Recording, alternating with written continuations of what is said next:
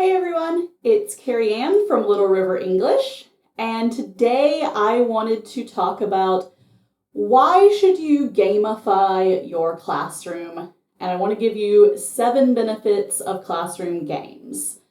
So thank you guys so much for being here. It's great to have you. I'm really excited to talk about this topic. Actually, this is going to be the start of a series of blogs, podcasts, and blogs about games in the classroom. So we'll talk about what games are best for different situations in the coming weeks. But today, before we start talking about which games should you play, I just wanted to take some time to talk about why you should play them in the first place. So it's interesting, the origin of gamification, as it's called, actually comes from Dmitri Mendeleev.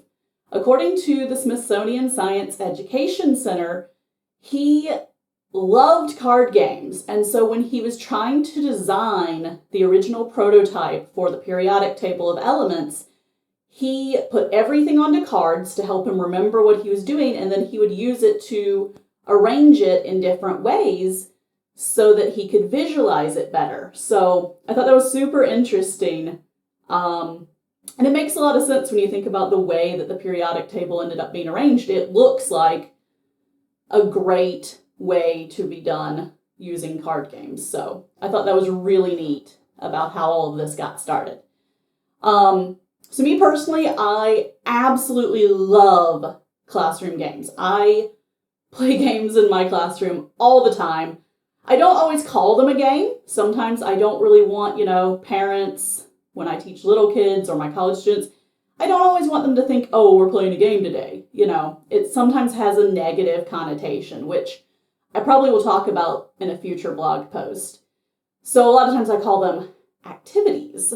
And so it's a lot more parent-friendly way to describe games. But let's be honest, at their core, they are all games. So I absolutely love using them. I use them with every age I teach. I think they are so beneficial, and with the right modifications, you can do them with anything. So when I was thinking about this post, I wanted to make sure I didn't miss anything.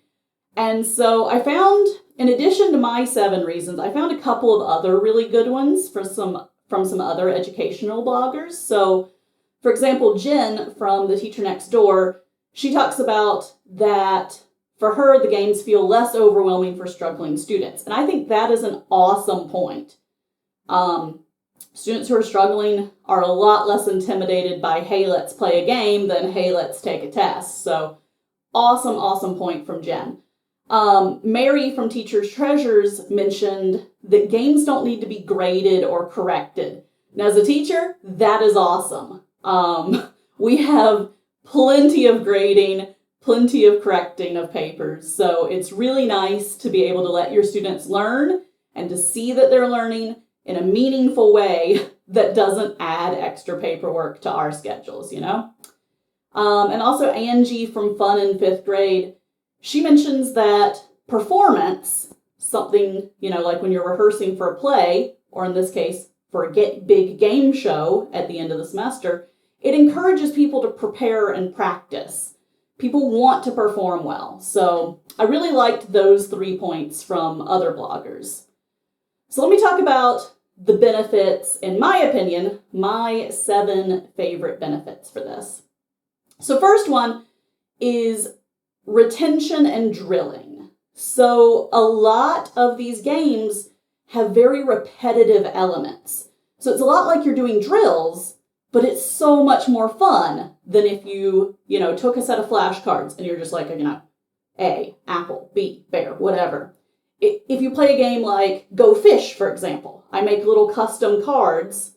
They have 4 of each card, just like a regular deck of playing cards would. And then you can play Go Fish.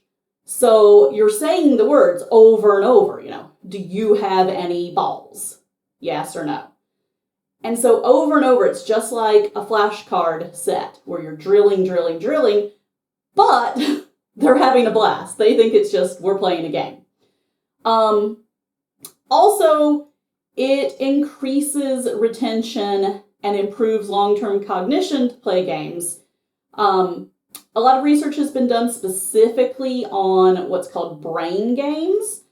And so those are fabulous. Those are like designed for this. But the Scientific American does mention, a lot of games in general are also really, really great for improving retention and improving long-term thinking ability. So yeah, I love games for that reason.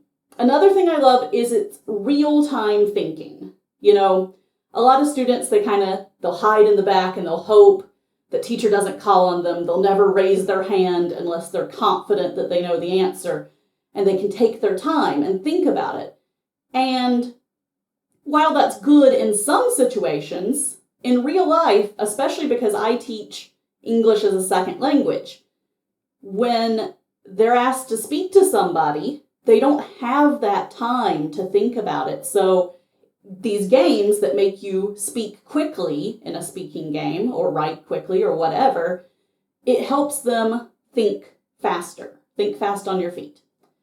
Another great benefit is that it covers multiple senses and multiple learning styles. There's so many different games you can play, so it's so easy to appeal to any learning style as long as you are rotating the types of games you're using. Additionally, games are inherently multiple senses, multiple skills.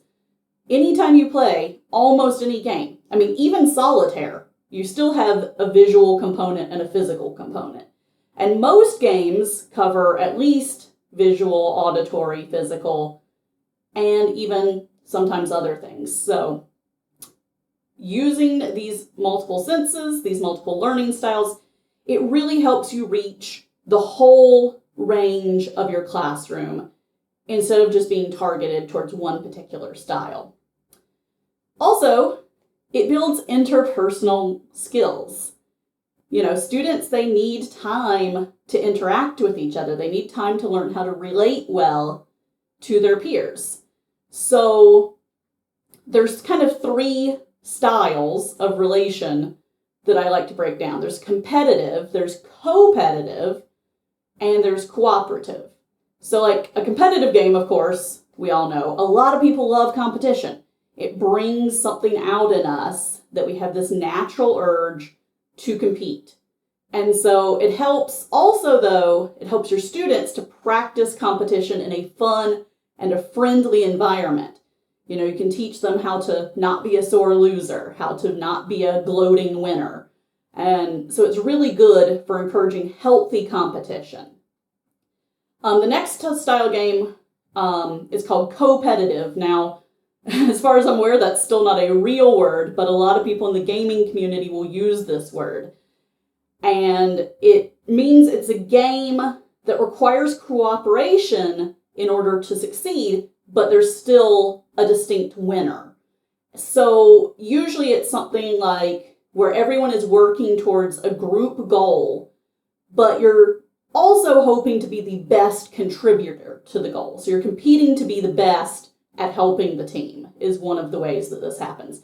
And so that's really awesome because you're harnessing both that teamwork, building, while still allowing that competition. And so a lot of people really love these co-competitive games because they're less intimidating than head-to-head competition. They still have this friendly team-building aspect, but they still have that nice little bit of competition. And then, of course, the last type would be a fully cooperative game. Great for team building.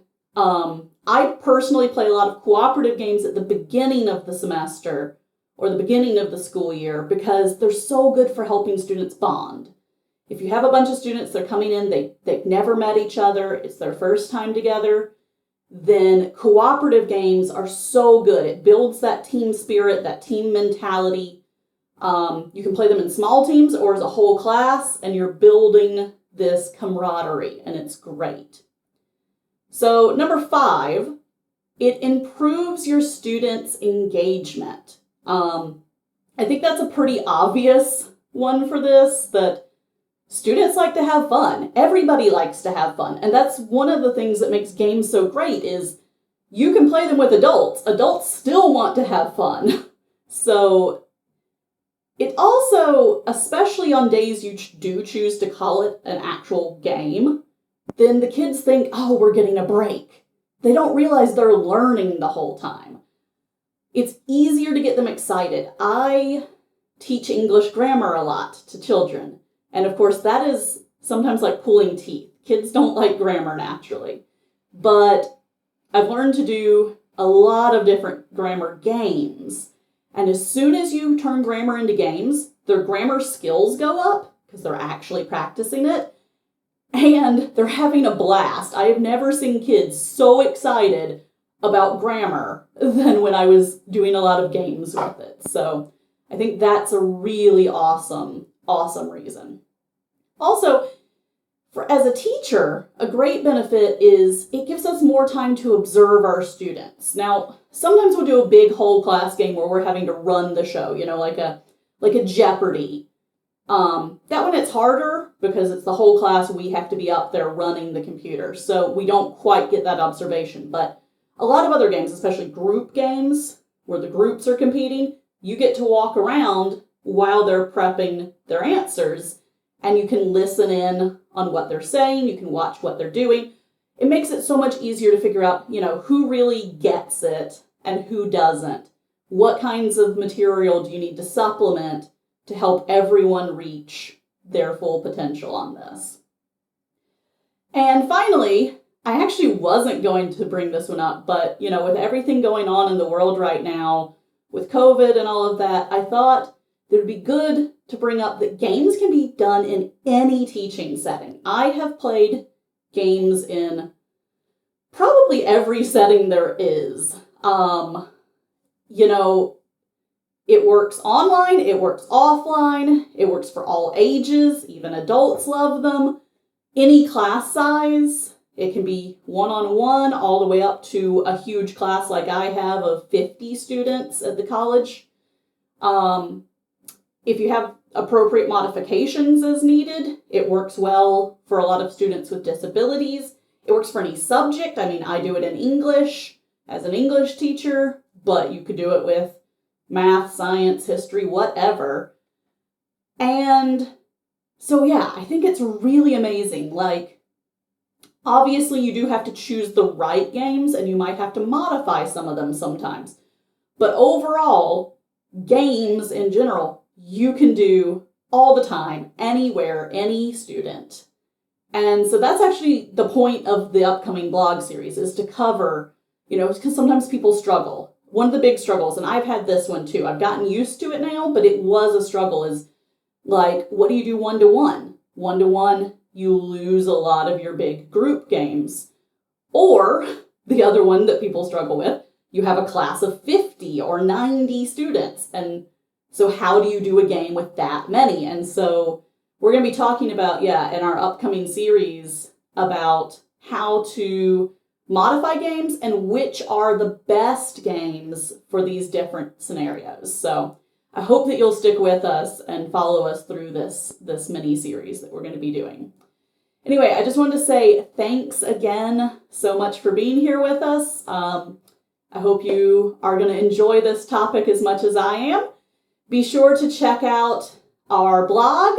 I'm publishing these on the blog, the podcast, my YouTube channel, and we also have a Facebook and a Teachers Pay Teachers store. So please subscribe and follow, like and share, and also don't forget to let me know what you think about games in the classroom, what some of your favorite games in the classroom are, and what kind of things would you like to learn more about as we talk about classroom games in the upcoming weeks. So looking forward to it. Thanks again for being here, and I will see you guys later. Bye.